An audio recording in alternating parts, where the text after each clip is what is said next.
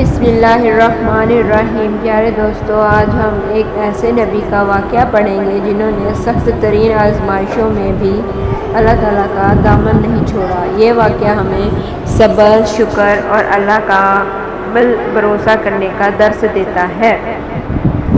حضرت ایوب بہت مالدار، نیک اور اللہ کے فرما بردار بندے تھے۔ اللہ تعالیٰ نے انہیں بے شمار نعمتوں سے نوازا ہوا تھا، لیکن ایک وقت ایسا آیا کہ اللہ تعالیٰ نے ان کا امتحان لینا چاہا۔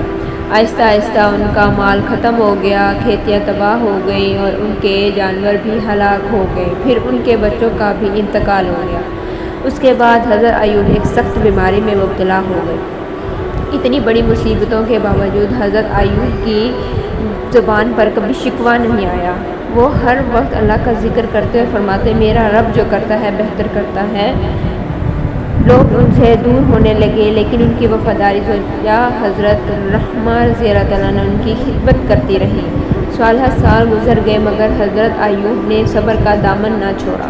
آخرکار حضرت ایوب نے اللہ تعالیٰ سے دعا کی، اے میرے رب، مجھے تکلیف پہنچی ہے اور تو سب رحم کرنے والا ہے، والوں سے بڑھ کر رحم کرنے والا ہے۔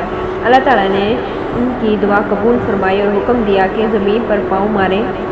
وہاں سے پانی کا چشمہ جاری ہو گیا۔ حضرت ایوب رضی اللہ تعالیٰ عنہ نے اس پر پانی سے غسل کیا اور پیا تو اللہ تعالیٰ نے مکمل شفا عطا فرما دی۔ ان کی صحت مال و خوشحال زندگی دوبارہ عطا کر دی گئی۔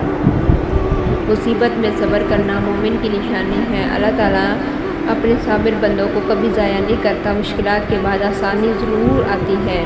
اللہ تعالیٰ ہمیں حضرت ایوب رضی اللہ تعالیٰ عنہ جیسے صبر، شکر اور مضبوط ایمان عطا فرمائے، آمین۔ اگر یہ ویڈیو پسند آئے تو اس کو لائک، شیئر اینڈ کمنٹ کرنا مت بھولیے گا۔